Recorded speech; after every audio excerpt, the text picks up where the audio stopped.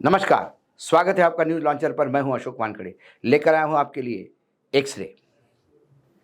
अब एक खबर कि गुजरात में जो कांग्रेस का अधिवेशन होने जा रहा है, उसके बाद कांग्रेस के संगठन में बहुत सारे बदलाव होंगे। ये बदलाव सिर्फ लोगों का रिप्लेसमेंट नहीं होगा, लेकिन बदलाव संगठन के ढांचे में होता है दिखाई देता है और उसके तहत एक नई डिपार्टमेंट खोला जा रहा है और यह डिपार्टमेंट जो है वो इलेक्शन मैनेजमेंट डिपार्टमेंट होगा और ये डिपार्टमेंट का बहुत बड़ा रोल होगा चुनावी राजनीति में।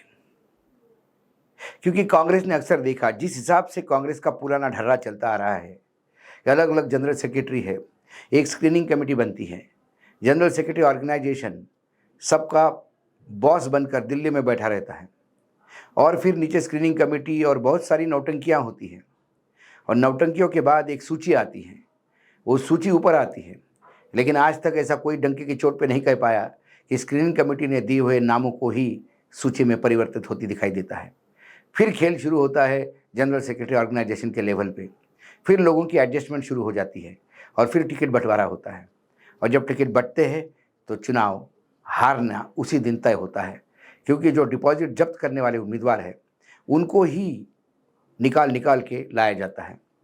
इसी के बीच कभी कोई सर्वे एजेंसी आती है, पिछली बार एक सर्वे एजेंसी आई हरियाणा चुनाव में भी, और बताया गया कि बहुत सारे सर्वे करने के बाद उम्मीदवार भेजे गए, लेकिन बहादुरगढ़ हो या कैंट हो, अम्बाला कैंट, वहाँ के उम्मीदवार का डिपॉजिट कैसा जब्त होता है, ये पूछने पे सब हाथ ऊपर उठा लेते हैं। कहीं पैसे का खेल होता है, कहीं फेवरेटिज्म का खेल होता है। हर एक ने अपने स्वार्थ के आगे पार्टी की बलि दी। ये अब राहुल गांधी भी समझने लगे हैं। यदि आज पार्टी के पास कोई है तो राहुल गांधी और प्रियंका गांधी है। ये दोनों ही लोग हैं जिनका जनता से संवाद है। बाकी सब पैराट्रूपर है या फिर तथाकथित नेता है जिनका जनाधार नहीं। जिनका जनाधार है वो दिल्ली में नहीं, जो दिल्ली में है वो कहीं राज्य में नहीं। यही सिचुएशन लगातार 3 लोकसभा चुनाव हरवाते आ रही है कांग्रेस को। पिछले 10 सालों में 80 चुनाव कांग्रेस हार चुकी है। इससे कार्यकर्ता डिप्रेशन में चला गया। लेकिन ये जो खबर एक्सरे से मैं देखता हूं तो मुझे लगता है कि इससे कहीं ना कहीं कुछ नया होता हुआ दिखाई देता है। पहला बदलाव जो आया कि राहुल गांधी, जिनको लगता था कि संगठन इतना महत्वपूर्ण नहीं होता, वो इस बात को मानने लगे हैं कि संगठन के सिवाय अब भाजपा की लड़ाई आप जीत नहीं सकते। तो संगठन मजबूत करने के लिए जिला इकाइयों को ताकत देना वो सबसे महत्वपूर्ण मानते हैं और इसी के तहत जिला अध्यक्षों की लगातार बैठकें हो रही है। वहाँ लोग बोल भी रहे हैं, खुल के बता रहे हैं कि दिल्ली कैसा उनको तकलीफ देती है। राहुल गांधी उनको सांत्वना भी दे रहे हैं कि पहले जो हुआ सो हुआ, लेकिन अब नहीं होगा। लेकिन फिर वही है कि जिला अध्यक्षों के पास पैसे का भी स्रोत होना चाहिए, क्योंकि इतने साल लगातार सत्ता से बाहर रहने के बाद पैसा भी नहीं है। और कांग्रेस के बारे में तो हमेशा कहा जाता है, कांग्रेस बहुत ही रईस नेताओं की गरीब पार्टी है। नेता तो रईस हो गए, पार्टी गरीब की गरीब हो गई। उसके उलट भाजपा में है। भाजपा में पार्टी बहुत ज़्यादा फाइनेंशियली स्ट्रांग है, उनसे आपको लड़ना है। हर जिले का खर्चा, एक जिला अध्यक्ष, आज ही हमारी बात हुई, हर जिले का खर्चा मिनिमम 1 लाख रुपए महीना है। यदि उसको जिले का पार्टी कार्यालय चलाना है तो क्या उसकी व्यवस्था वो कर पाएगा? क्या सरकार या केंद्र से या दिल्ली से पार्टी से कुछ पैसा जाएगा? ये एक ग्रे एरिया है, लेकिन कम से कम एक शुरुआत हुई है। दूसरी जो है, ये जो इलेक्शन मैनेजमेंट विभाग जो है, जो शुरू हो रहा है, इसकी परिकल्पना बताया जाता है कि प्रियंका गांधी की थी। तो हो सकता है कि प्रियंका गांधी ही इसको हेड करे। उसके तहत करीब करीब 2 दर्जन पुराने जो एक्सपीरियंस लोग हैं चुनाव की रणनीति को लेके, उन्हें उसमें जगह दी जाएगी। लोकसभा और विधानसभा के चुनावी रणनीति का अलग अलग डिपार्टमेंट होंगे। चुनावी रणनीति में उम्मीदवारों का चयन, सर्वे, लोकल मुद्दे, किस मुद्दे पे चुनाव लड़ा जाएगा, ये तमाम बातें दी जाएगी। फिर वोटर लिस्ट, वोटर जातिगत जनगणना के आंकड़े, उसके ऊपर आपकी तैयारी, सिविल सोसाइटीज़ को कैसा यूज़ कर सकते हैं, सोशल मीडिया, बाकी मीडिया, कैंपेन, ये सारी चीज़ें अब इलेक्शन मैनेजमेंट कमेटी देखेगी। इलेक्शन मैनेजमेंट कमेटी फिर जब टिकट भी तय करेगी, जिसमें जैसे कि कहा गया है कि जिला अध्यक्षों का भी से होगा, ये सारे लोग जब होंगे तो उसके बाद जो नतीजे आएंगे तो नतीजों की जवाबदेही भी तय होगी। ये सारी बातें गुजरात के अधिवेशन के बाद तुरंत लागू होना तय है। ये लागू होने के बाद देखना ये भी है कि लोग कौन आते हैं। कांग्रेस के साथ सबसे बड़ा जो प्रॉब्लम अभी है वर्तमान में, वो वही है कि जो ढांचा है वो बार बार आप बदल रहे हैं। जैसा कहा गया है कि अब जिला अध्यक्षों को हम ज़्यादा ताकत देंगे, लेकिन जिला अध्यक्ष तय कौन करेंगे?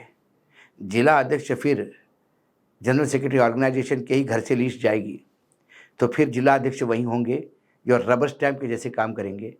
तो फिर आप जिला अध्यक्ष को ताकत दे दीजिए या किसी को भी ताकत दीजिए, ताकत जनरल सेक्रेटरी ऑर्गेनाइजेशन अपने हाथ में ही रखेगा। यही बार बार होता आ रहा है। प्रियंका जी आएगी इस डिपार्टमेंट में, लेकिन फिर जवाबदेही भी लेनी होगी। जवाबदेही देनी होगी तो फिर रिस्पॉन्सिबिलिटी समझनी होगी। प्रियंका जी के पास उत्तर प्रदेश की भी जवाबदेही थी, रिस्पॉन्सिबिलिटी थी, लेकिन प्रियंका जी ने अपनी मेहनत में कोई कमी नहीं छोड़ी। यहाँ तक के लिए महिलाओं के अलग बजट की बात की, आधी आबादी को साधने का प्रयास किया, लेकिन इसके बाद भी बहुत दयनीय स्थिति में जो नतीजे आए उससे कांग्रेस का वोट छिटक के 2.5% तक रह गया। ये क्यों हुआ?